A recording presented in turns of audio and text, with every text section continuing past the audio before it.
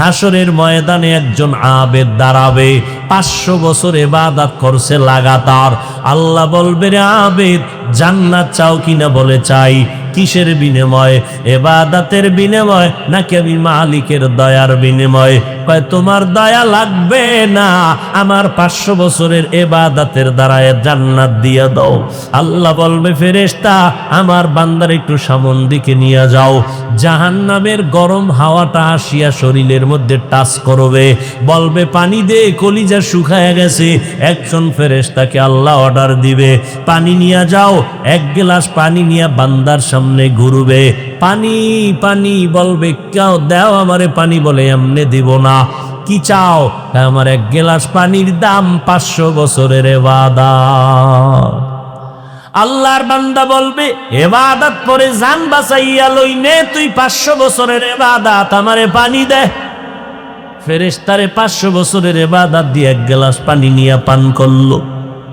এরপরও পিপাসা মিটে না, ডাক দিয়া কয়, ও ফেরেশতা, ও ভাই, আমারে পানি দাও। বলে এখন পানি আছে, দাও, ইবাদত দাও। কয় ইবাদত নাই, পানিও নাই। আল্লাহর নবী বলেন, বান্দা আমার মাওলার দরবারে কান্না শুরু করবে, আল্লাহ তুমি আমারে মাফ করে দাও, তোমার দয়া ছাড়া জান্নাত পাওয়ার কোনো রাস্তা খোলা নেই। ও আল্লাহ, তুমি আমাকে মাফ করে দাও। আল্লাহ বলবে, যখন আমার দয়া আর অনুগ্রহের পেছনে তুই ধাক্কা মেরেছ, আমি আল্লাহ আমার রহমান নামের বরকতে যা তোরে মাফ করে জান্নাত দিলাম। আতিনা ভি দারে দুনিয়া না হাসান, আতিনা ফি দারে উকবা না হাসান, ইয়া দিয়াসাল মুস্তাগীসি নাহদিনা লাফতিখারা বিল উলুমে ওয়াল গিনা। আল্লাহ তাআলা বলেন, রে গোলাম, তোমার জন্য আমি সব ফ্রি দিয়া দিলাম। বাতাস, তোমার শ্বাসকষ্ট, হসপিটালে গেছো, অক্সিজেন লাগায় দিছে, কম্পিউটারের স্ক্রিনে বিল উঠে গেছে, 2 ঘন্টা 2 অক্সিজেন নিছো, এত টাকা বিল দাও। আল্লাহ বলে, রে বান্দা, আমি আল্লাহ তোরে এমন অক্সিজেন দিয়া দিলাম, 1 সেকেন্ডের জন্য যদি আমি আল্লাহর বিনিময়ে কিছুই চাইলাম না, ফ্রি ভাবে দিয়া দিলাম। জমিনের মধ্যে ফসল উঠে না, শুকাইয়া যায় রৌদ্র, বৃষ্টির পানি দরকার, আমি আল্লাহ বৃষ্টির পানির আয়োজন করে দিলাম। ও বান্দা, তোর নিজের আরামের জন্য আমি আল্লাহ রাতের ঘুম দিয়ে দিলাম। এটা শুধু চোখ বন্ধ করে ঘুমাবি এতটুকুই না, এই রাতের ঘুম হলো গোটা দুনিয়ার মানুষের জন্য মহা শরীরের ঔষধ। তুমি সকালে ঘুমাও, সন্ধ্যা পর্যন্ত 12 ঘন্টা ঘুমাইলেও রাতের 1 ঘন্টা ঘুমের বরকত হবে না। কিন্তু আজ সেই বরকতের ঘুম আমার কলিজার যুবকেরা গজবের মোবাইল নিয়ে সারা রাত্র, সারাটা রাত মোবাইলের দিকে তাকাইয়া তাকাইয়া কবিরা গুনাহ করে করে করে করে রাত কাটাও। আল্লাহ না করুন, আজরাইল যেদিন আসবেন, এসে যদি দেখে তুই নাচ গান দেখো, তোর কানের মধ্যে গানের তার লাগানো, তুই মুসলমানের সন্তান, বল আগামীকাল কবরে গিয়ে কি জবাব দিবি? হিন্দুরে বুঝাইলেই কথা সহসায় চিন্তা করবে না, মানবে না, কারণ আল্লাহ চিনে না। তুমি তো মুসলমানের সন্তান, তুমি আল্লাহ মানো, কোরআন মানো, হাদিস মানো, জান্নাত মানো, জাহান্নাম মানো, তোমাকে বুঝাইতে কেন কষ্ট হবে রে বাবা? সারাটা রাত মোবাইলের দিয়ে তাকাইয়া গুনাহ করার কারণে আয়নার দিয়ে তাকাইয়া দেখছো রে যুবক, তোর চেহারার মধ্যে কোনো নূর নাই, তোর চেহারার মধ্যে কোনো আলো নাই। আয়নার সামনে তাকায় দেখ, যাদের কলবের চোখ 2টা খোলা, এরা সকালবেলা তোর কপালে তাকাইলেই বুঝবে সারা রাত কয়টা তুই অন্যায় করছো, গুনাহ করছো। যাদের কলবের চোখ খোলা, এরা তোর চেহারা দেখলেই বুঝবে তুই গত রাত্রে এই পরিমাণ অপরাধ করেছ। তোর চেহারা নষ্ট, মাওলার দেওয়া চেহারা নষ্ট যদি হয়, খোদার কসম পৃথিবীতে এমন কোন মেডিসিন নাই যে মেডিসিনে তোর চেহারা আর নতুন করে বানায় দিবে। এই তোদের কলিজার বন্ধু মাইকেল জ্যাকসন টাকার পাহাড় বানাইছিল, মাইকেল গান গাইয়া ওয়াদা করেছিল, প্রতিজ্ঞা করেছিল 150 বছর বেঁচে থাকবে, 150 বছরের আগে মরবে না। সেজন্য খালি হাতে কারো সাথে সাক্ষাৎ দেয় না, জীবাণু আসতে পারে।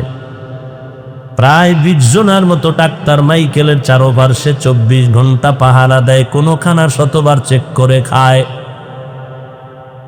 উদ্দেশ্য আমার টাকার অভাব নাই, আমি 150 বছরের আগে মরব না, আজরাইলের সাথে কন্টাক্টে যাব। আল্লাহ তাআলা বলেন, আমি মালিক যদি চাই তাই হবে, বান্দা চাইলে কিছুই হবে না। মাইকেলের যখন 50-এর কোঠায় মাত্র ঢুকলো, এখনো 100 বাকি। হঠাৎ ডাক্তারদের কয়, কেমন কেমন যেন একটু শরীরটা ব্যথা লাগে, একটু মাথাও ঘুরা, একটু রেস্টে যাই। কয় রেস্টে যান সাব। চেক আপ করে সবাই বিছনায় পড়ায় দিল, কোনো রোগ নাই, আরামে শুইয়া গেল, চোখে ঘুম আসলো। ডাক্তারেরা চারপাশে অপেক্ষমান চুপচাপ বসে আছে, মাইকেল উঠেই না।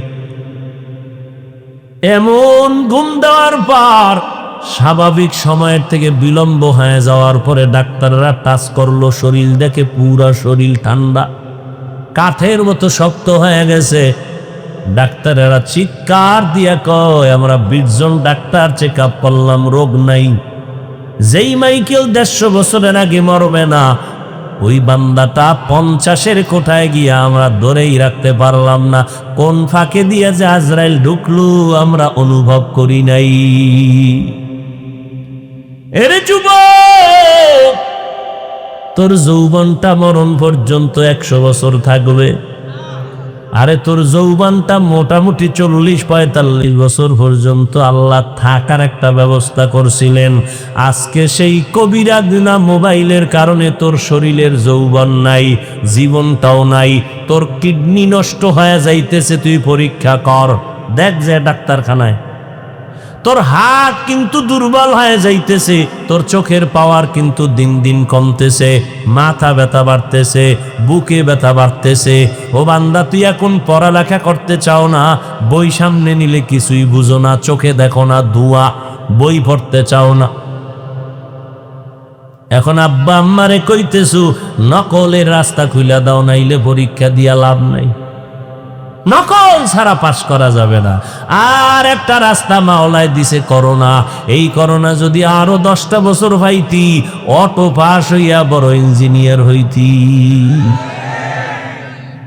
সেজদায় ফিরে দোয়া কর, আরো 10টা বছর করোনা দাও অটো পাসের লাগি। অটো পাস কিরে ফট কিরে চেম্বার খুইলে বসে যাবি, আমি অটো পাসের ডাক্তার, আর ঔষধ দিবি আর মারবি। এরে নবীর উম্মতের দল, ইবাদত করবা আল্লাহর। তরিকা আদর্শ হবে মদিনার, আর কারো নবীর তরিকা ছাড়া ভিন্ন কোন তরিকা মানা যাবে না। মদিনার নবীর আদর্শের মালা গলায় লাগাইও। 1500 বছর পরে আজও আলহামদুলিল্লাহ তাকায় দেখো, 1500 বছর হইয়েই গেল, নবীরে দেখে নাই। তাকাইয়া দেখ রে বান্দা, আল্লাহর নবীর রেখে যাওয়া কোরআন এখনো আছে। সুন্নতের আমল যাদের কাছে আছে, এদের মতো এখনো সম্মানে জমিনের মধ্যে কেউ নাই। সমস্ত বিধর্মীরা আমাদের দুশ্মন, নবীর দুশ্মন, আলেমদের দুশ্মন, মাদ্রাসার দুশ্মন। এরপরও তাকায় দেখ, এই করোনার ভিতরে আলহামদুলিল্লাহ আলেম ওলামাদেরকে এখনো মানুষ সম্মান করে। এটা এলেম আর আমার মাওলার মোহাব্বত, নবীর আদর্শের বরকত। এলমে রায়ে জাজু করদান বেহিসাব, খালকেরা দাদান জবাবে বা সওয়াব হক না দারাদ দোস্তে খালকা জারেরা নিস্তে ই খাসলতে কে দিনদারেরা। আমার নবী এমন একটা সময় জমিনের মধ্যে আসছেন যেই সময় মক্কার মানুষের মতো চূড়ান্ত চরিত্রহীনার কেউ ছিল না। নারী পুরুষ উলঙ্গ হইয়া বাইতুল্লাহ তাওয়াফ করত। ওই সময় আমার নবী আসার পর এমন আদর্শ উপহার দিয়েছেন, ওই আদর্শ গ্রহণ করে মানুষগুলো এত দামি হয়ে গেল। আল্লাহ জান্নাতের টিকিট পাঠায়, কয় এরা বিনা হিসাবে জান্নাতি। নবীর আদর্শ। আজকে আমি হাফিজুর রহমান বঙ্গোপসাগর কুয়াকাটা, ওখান থেকে ধাক্কা দিয়া আদিব সাহেব হুজুর দামাত বারাকাতুহুমের বাড়ির মানুষের ময়দানের চেয়ারে বসাইছে কে? এলেমের বাহাদুরি না রে বাবা, কোন নিজের বরাত্ত না রে বাহাদুরি না, একমাত্র আমার মাওলার দয়া, নবীর সুন্নতের আকর্ষণ। আমি এখন তোমাগো জিকিরে লাগাইয়া স্টেজের পিছে যাইয়া 5 মিনিট পরে যদি আবার আইসা বই প্যান্ট শার্ট টাই আর ক্যাপ লাগাইয়া সবাই জিব্বায় কামড় দিয়া উঠে চলে যাবে, আমি যত বড় ঠাডা ভাঙ্গা চিৎকার দিয়া বয়ান করি, যারা প্যান্ট শার্ট টাইয়ের গোলাম এরাও বলবে তাকায় দেখ হাফিজের ধ্বংস মাত্র শুরু। ঠিক যখন কইছো আল্লাহ রাস্তে পায়ে দিলে কই একটু ঠিক যখনই কইছো ঠিক, এবার আধা মিনিট চিন্তা কর মদিনার পোশাকের দাম কত। এই নিমক হারাম, নির্লজ্জ, বেহায়া, চিন্তা কর মদিনার পোশাকের দাম কত। ভাল লাগে না নবীর পোশাক করতে? চাকরির আর পেটের ধান্দার জন্য প্যান্ট শার্ট টাই পরন, হুজুরেরা গুনার কথা কয় না। মসজিদে গেল প্যান্ট শার্ট টাই কেন? আল্লাহর বাড়ি যাইতে কি মদিনার পোশাক ভাল লাগে না? যুবক ছেলে ফেনীর থেকে চাকরিতে জয়েন দিল র্যাব, ওকে পরীক্ষায় পাস, কালকে জয়েন করো, বেতন কত 40, সব ওকে, স্যার দাবি একটা, যা কইবেন তা মানু।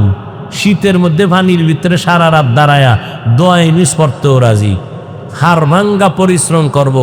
আমার একটা অনুরোধ, কালা পোশাকটা পরুম না, এটা আমি ভয় পাই। এই শিক্ষিত পণ্ডিতেরা বলো চাকরি ওকে? দুনিয়ার সরকারের কাছে পোশাকের এত মূল্য, আবার এই সরকারের পোশাক ভারতের কাছে চলবে না, তার পোশাকের একটা ট্রেডিশন আলাদা। মোহাম্মদের পোশাকের ট্রেডিশন থাকবে না কেন? কি আশ্চর্য! মাস্তানি করো ইসলাম নিয়ে না, মদিনার ইসলামকে তুমি পরিবর্তন করে নতুন কিছু দিতে চাও, তোমার কপালেও আগুন লাগবে, জাতির কপালেও লাগবে।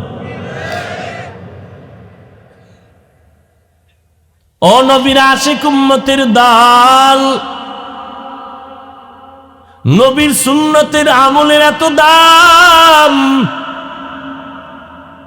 দেখো যার কাছে নবীর সুন্নত আছে তার কাছে সম্মান আছে, যার কাছে নাই তার কাছে সম্মান নাই। আমার নবীর আদর্শ এত পিওর, আমার নবী জীবনে একটা মিথ্যা কথা বলেন নাই, চোখ রাঙ্গাইয়া গরম করে তাকান নাই, জীবনে গালি দেন নাই, গালির কারো জবাবও দেন নাই।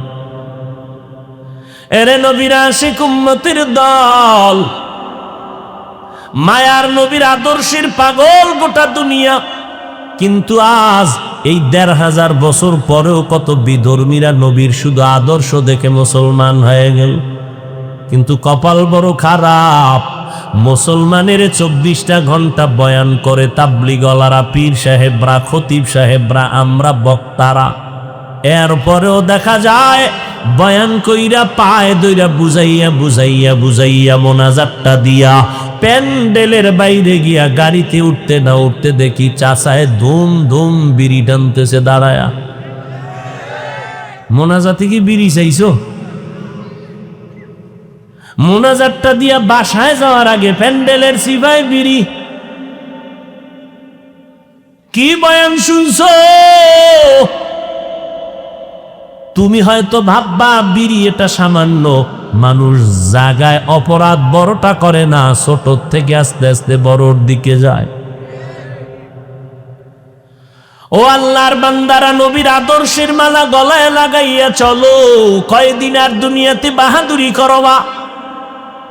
যুবক, আজকে টুপি মাথায় দিলাম, মনে মনে ভাবতেছো আমরা হুজুরেরা বুঝি পাগল হয়ে গেছি। না, কেউ পাগল হই নেই। দৈনিক জহুরের পরে, ফজরের পরে, আসরের পরে, মাগরিবের পরে বয়ান আর বয়ান, 1 ঘন্টা 1.5 ঘন্টা লাগাতার চিৎকারের আওয়াজ। ডায়েরি লেখা উঠি নাই যে দেইখা দেইখা বয়ান করব। সামনে একটা কম্পিউটারের স্ক্রিন নিয়েও বসি নাই যে লাইন দেখে বয়ান করব। মুখস্থ কইরা স্টেজে আসি নাই যে আজকে এখানে এই বয়ান করো। কোন কথার পরে কোন কথা বের হবে তা আমিও জানি না, লেখলেও মনে রাখতে পারি না। 12টা মাস টাইম মতো খানা খাইতে পারি না, ঘুমাইতে পারি না। মাথা ব্যথার কারণে হাই অ্যান্টিবায়োটিক ট্যাবলেট খাইয়া বসি। টাইম মতো ঘুম নাই, তুমি ঘুমাও, আমরা রাস্তায় দৌড়াই। আগামীকাল উম্মতেরা বসে আছে বয়ান শোনার জন্য। এইভাবে দৌড়াইতেছি 12টা মাস, 365 দিন। ও বাবা, এই দেখো একটু মাওলারে চিনো ভালো কইরা, কেমন আমার দয়ার মাওলা। এতগুলো কথা বলতেছি, লক্ষ লক্ষ লক্ষ লক্ষ লক্ষ কথা বের হচ্ছে জিহ্বা নামের মেশিন দিয়া। কোন কথার পরে কোন কথা বের হবে বলা যায় না, আল্লাহ বের করতেছেন। একটা কথা যদি উল্টা পাল্টা হয়, মানুষ উল্টা পাল্টা মন্তব্য করবে। এমনিই তো দোষ নাই, তিল পাইলেই তাল বানায়। কি তিল পাইলেই তাল বানায়?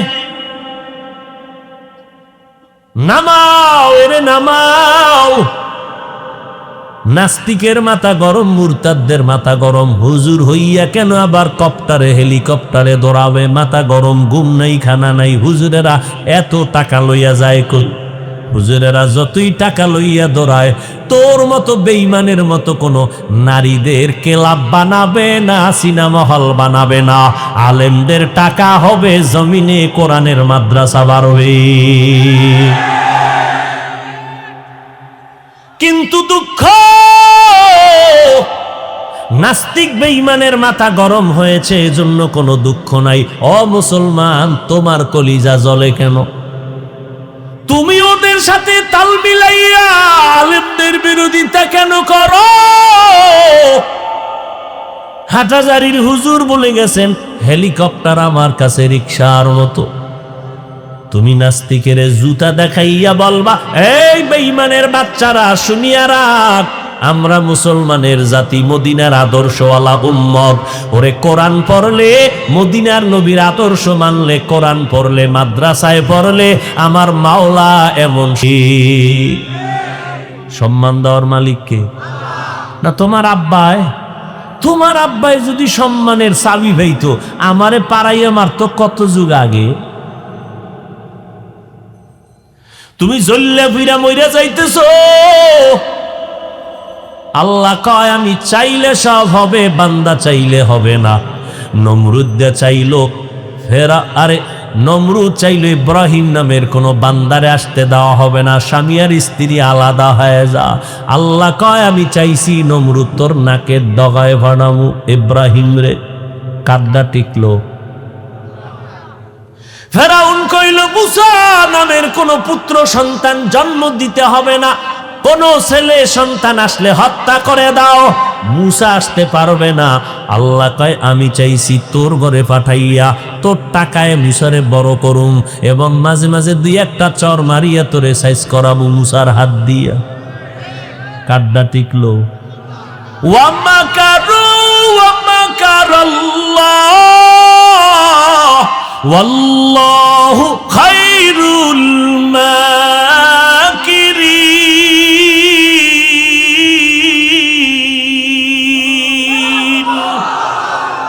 ও বান্দা, তুই যতই চালাকি করো, তোর চালাকি সব আমার আল্লাহ জানেন। নমরুদ যত চালাকি করলো, আল্লাহকে মারার জন্য নমরুদ বাঁশের সিঁড়ি বানাইছে, গুলি করবে। আল্লাহরে গুলি করিয়া মেরে ফেলবে।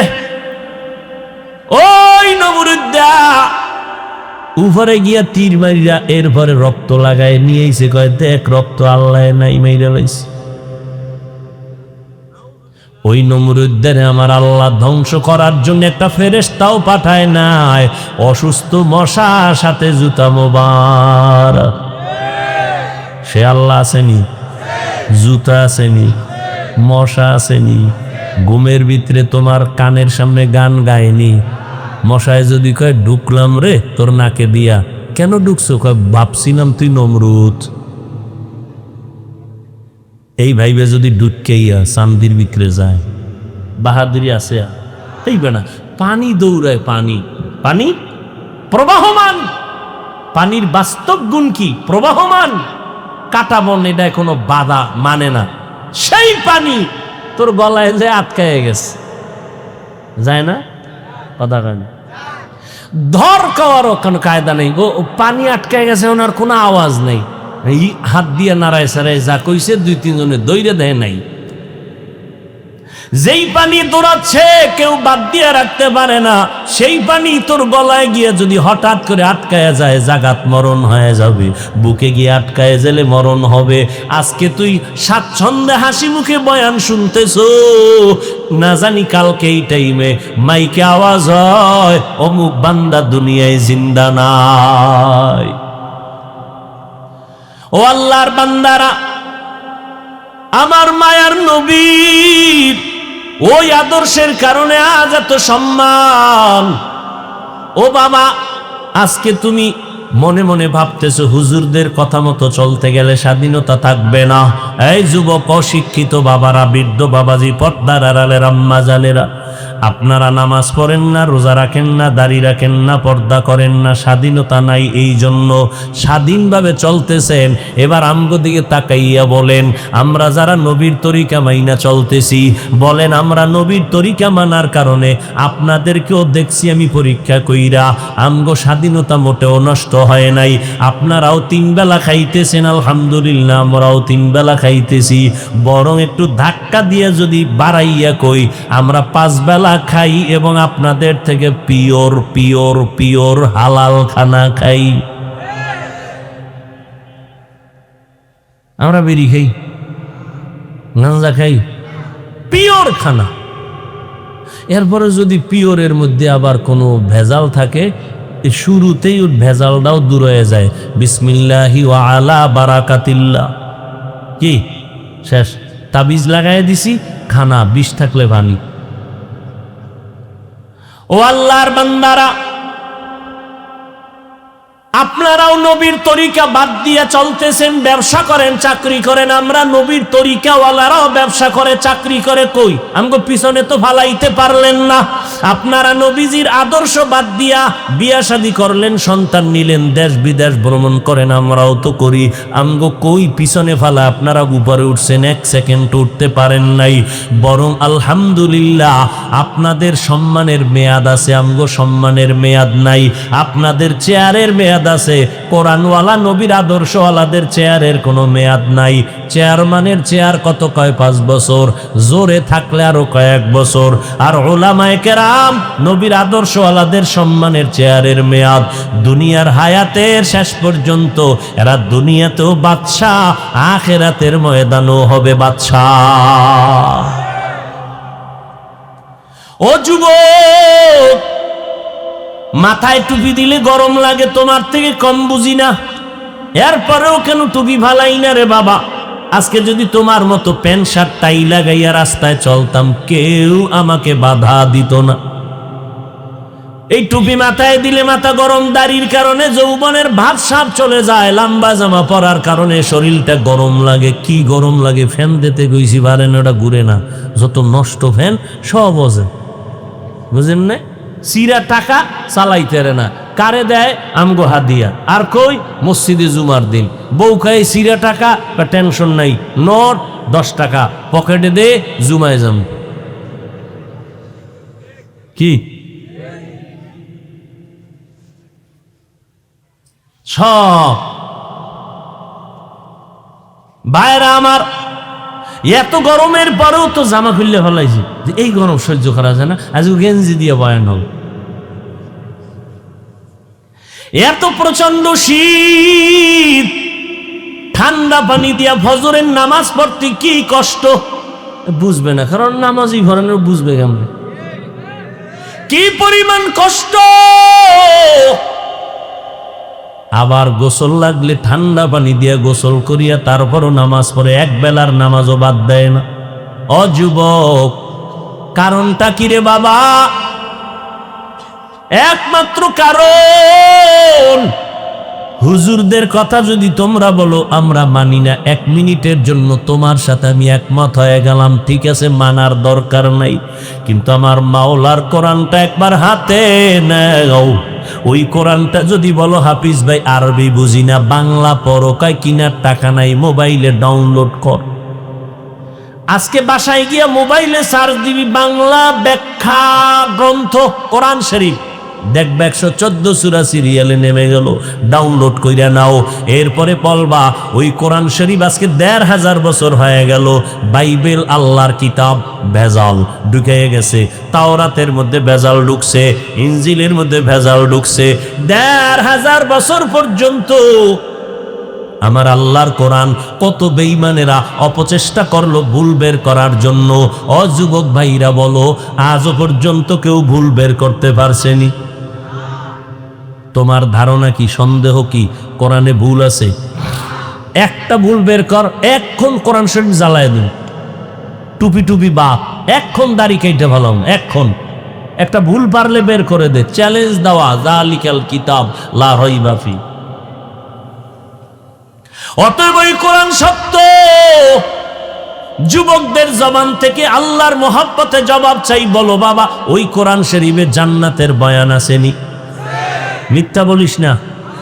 জাহান্নামের বয়ান আসেনি? ওই জান্নাত জাহান্নামের বয়ান করার পরে আল্লাহ স্পষ্ট বলেছেন কে জাহান্নামে যাবে কে জান্নাতে যাবে। ইন্নাল আবরারা লাফি নাঈম ওয়া ইন্নাল ফুজ্জারা লাফি জাহিম। নেক আমলওয়ালারা জান্নাতে যাবে, যারা গুনাহগার তারা জাহান্নামে যাবে। জান্নাতটা কেমন আরামের ঘর আমার আল্লাহ তাও কোরআনে বয়ান করেছেন। জান্নাতিন তাজরি মিন তাহতিহাল আনহার সালামুন আলাইকুম তিবতুম ফাদখুলুহা খালিদিন মা তাশতাহি আনফুসুকুম। এমন সুন্দর জান্নাত আল্লাহ তোমারে আমারে দান করবেন যারা নেক আমলওয়ালা। ছোট জান্নাত যে পাবে 10টা দুনিয়ার সমান পাইয়াও আফসোস করবে আল্লাহ ভিআইপি জান্নাত কেন দিলা না। আল্লাহ না করুন গুনাহগারের জন্য জাহান্নাম। ওই জাহান্নামটা কেমন ভয়ঙ্কর আমার আল্লাহ তাও কোরআন শরীফের মধ্যে বলেছেন। ও বাবা, মাঝে মাঝে একটু বালিশে মাথা লাগাইয়া ঘুমের আগে 5 মিনিট বাংলা কোরআনটা মোবাইলে নিয়া 5 মিনিট একটু তরজমাটা হইরা দেখো। এ ভাই, জীবনভর তো মোবাইল চালাবি, আমার বয়ানও ফিরবি না, তবে একটু অনুরোধ 5 মিনিট হলো মাঝে মাঝে একটু কোরআন শরীফের তরজমাটা পড়িয়া দেখিস। পুরাটা তো পারবি না, আমি বলে যাই ছোট ছোট কয়েকটা সূরার তরজমা পড়িও। ওয়াইলুল লিকুল্লি হুমাযাতিল লুমাযা আল্লাযী জামাআ মালান ওয়া আদ্দাদা আল কারিআতু মাল কারিআ ওয়া মা আদরাকা মাল কারিআ ইযা যুলজিলাতিল আরদু জিলজালাহা ওয়া আখরাজাতিল আরদু আসকালাহা আলহাকুমুত তাকাসুরু হাত্তা যুরতুমুল মাকাবির কাল্লা সাউফা তা'লামুনা সুম্মা কাল্লা সাউফা তা'লামুন আরাআইতাল্লাযী ইউকাযযিবু বিদ্দীন ফাযালিকাল্লাযী ইয়াদউল ইয়াতীম ওয়া লা ইয়াহুদ্দু আলা তাআমিল মিসকিন ফাওয়াইলুল লিল মুসাল্লিন আল্লাযীনা হুম আন সালাতিহিম সাহুন। এই সূরাগুলোর তরজমা পড়ে দেখবারে বাবা, জাহান্নামের বয়ানে ভরা। ওই জাহান্নামটা কেমন ভয়ঙ্কর। ও বাবা, আজকে আমি বক্তা হইয়া বয়ান করি, তুমি ময়দানে যুবক শ্রোতা হইয়া বয়ান শুনো। আজকে আমি ধনী মানুষ, তুমি গরিব, আমি রোগী, তুমি একজন বড় দামি ডাক্তার। 1000 টাকা তোমার 5 মিনিটের ভিজিট। কিন্তু জানুনি বাবা, এই বাহাদুরির মেয়াদ কত? আজরাইল যেদিন আইসা দাঁড়াইয়া যাবে, আমি হাফিজুর রহমানের নামটা থাকবে আর বাহাদুরি চলবে না। আমার আপনজনেরা গায়ের গেঞ্জি পর্যন্ত বেলেট দিয়ে কাটিয়া রাখবে। এরপরে কে রিক্সাওয়ালা, কে ধনী, কে গরিব, কে আলেম, কে মূর্খ, কোনো ভেদাভেদ নাই, সবার বেলায় 3টা সাদা কাপনের প্যাকেট লাগায় দিবে। আমারও 3টা সাদা কাপনের প্যাকেট বানাইবে, তোমাকেও 3টা সাদা কাপনের প্যাকেট বানায় দিবে। ও আল্লাহর বান্দা, ওই কাপনের প্যাকেটের উপরে লেখা থাকবেন এটা বক্তা সাহেবের লাশ, এইটা একজন রিক্সা ড্রাইভার গরিবের লাশ। কাফনের উপরে লেখা নাই কে গরিব কে ধনী, কোনো ভেদাভেদ নাই, সব আল্লাহ পাকের নিয়মে এক হয়ে গেল। কবরের সাইজটাও হবে এক, ওই কবরের আইকা সবাই পাড়াইয়া মাটি দিয়া যখন চলে যাবে, 2 জন ফেরেশতা সবার কবরে হাজির হয়ে যাবে। 3টা প্রশ্ন করবে সবার বেলায়, আমাকেও যেমন প্রশ্ন আপনাদেরও তেমন প্রশ্ন, হিন্দু বৌদ্ধ সমস্ত মানুষের 3 প্রশ্ন। রবের পরিচয় দাও, ধর্মের পরিচয় দাও, রাহমাতুল লিল আলামিনের পরিচয় দাও। যারা দুনিয়াতে রবের গোলামি করিয়া যাবে তারা জবাব দিবে রব্বি আল্লাহ, যারা দুনিয়াতে ইসলাম মানবে তারা জবাব দিবে দ্বীনুল ইসলাম, যারা দুনিয়াতে নবীর সুন্নাত অনুযায়ী চলবে জবাব নবীরে দেখা মাত্র তারা চিনিয়া ফেলবে। নবী বলেন আমার আল্লাহ গাইবি একটা আওয়াজ দিয়া বলবেন ফেরেশতা আমার বান্দাটারে এখনই জান্নাতের বিছানা দিয়া দাও, 3.5 হাত কবরটা বড় একটা বালাখানা বানাও, আমার বান্দা কিয়ামত পর্যন্ত ঘুমাবে, কেউ ডিস্টার্ব করবে না। নবীজি বলেন যারা ইসলাম মানবে না, রবের ইবাদত করবে না, নবীর সুন্নাতগুলো না মানিয়ে কবরে যাবে, এদের কাছেও 2 ফেরেশতা একই প্রশ্ন করবে, রবের পরিচয় দাও, ধর্মের পরিচয় দাও, রাহমাতুল লিল আলামিনের পরিচয় দাও। আল্লাহর নবী বলেন ওই গুনাহগারেরা বেনামাজির একটা জবাব দিতে পারবে না, আমার আল্লাহ গায়বী আওয়াজ দিয়া বলবেন ও কবরের ফেরেশতা এই নাফরমান গুনাহগারকে আর কোনো জিজ্ঞাসাবাদের সুযোগ দিও না, আমি আল্লাহ বড় আদর করে বানাইয়া কম সুযোগ দেই নাই, আমার দেওয়া পানি বাতাস ভোগ করিয়া আমার হুকুম মতো বান্দা চলে নাই, আমার দেওয়া মাছ আমার দেওয়া গোশত জমিনের ফসল গাছের ফল খাইলো, একবারও আলহামদুলিল্লাহ বলে নাই, নামাজ পড়ে নাই, এখন তার কবরটা সাথে সাথে জাহান্নামের আগুন দিয়া ভরিয়া দাও, জাহান্নামের সাথে রাস্তা বানায়া দাও। আল্লাহ বলবেন ও কবরের মাটি এই নাফরমানকে জোরে জোরে 2 পার্শ্ব থেকে চাপ দাও, এত জোরে চাপ দিবে পাজরের হাড় চুরমার হয়ে যাবে। আম্মা জান আয়েশা রাদিয়াল্লাহু আনহা বলেন ও পর্দার আড়ালের আম্মা জানেরা, আপনারা নবীদের মা, সাহাবায়ে কেরামের মা, আউলিয়ায়ে কেরামের মা, হাফেজে কোরআনের মা, ও পর্দার আড়ালের আম্মা জান কয়দিন আর বাহাদুরি করবেন? আপনি তো খাদিজা রাদিয়াল্লাহু আনহার মতো নারী, ফাতেমা রাদিয়াল্লাহু আনহার মতো নারী, আপনার গর্ভ থেকেই তো জমিনে দামি দামি সন্তান আসছে রে আম্মা জান। আল্লাহ আপনাকে সন্তান দান করেছেন, কত স্বামী আর স্ত্রী কান্না করে একটা সন্তান পায় না, কোটি কোটি টাকা দিয়া সন্তান কিনতে চায় তাও পায় না, আর আল্লাহ আপনাদের দয়া করে সন্তান দান করেছেন। ও ছেলের বাবা, ও মেয়ের বাবারা, ওই সন্তান পাইয়া কি শুকর আদায় করলেন রে বাবা? ও পর্দার আড়ালের মা, সন্তানটারে ডাক্তার বানাবেন, ইঞ্জিনিয়ার বানাবেন, সন্তানটারে প্রফেসর বানাবেন, আলহামদুলিল্লাহ। তবে মা আপনার সন্তানের আদর্শ কি সুন্দর করতে পারলেননি? আপনার সন্তানের ব্যবহারে আলেম কেন কষ্ট পায়? আপনার সন্তানের আচরণে কেন এলাকার মুরব্বীরা কষ্ট পায়? আপনার সন্তানের ব্যবহারে কেন ওর সাথের বন্ধুরা কষ্ট পায়? এমন আদর্শ শিখাইয়া যাবেন রে মা। সমস্ত ওলামায়ে কেরাম আপনার সন্তানের ব্যবহার দেখলে যেন কলিজা দিয়া দোয়া করে, মুরব্বীরা যেন দোয়া করে, বন্ধু বান্ধবরা যেন ভালো আদর্শ শিখতে পারে, দোয়া করতে পারে।